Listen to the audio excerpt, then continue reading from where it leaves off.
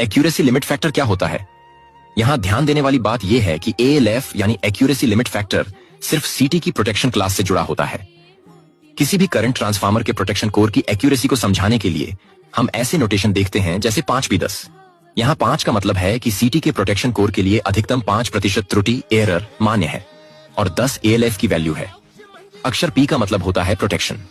चलिए एक उदाहरण लेते हैं, 5P20।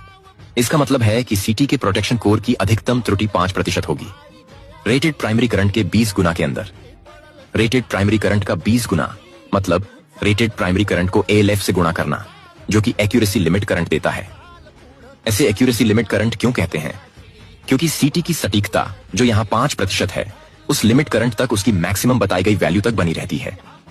Accuracy limit factor FACS, accuracy limit current, FACS rated current.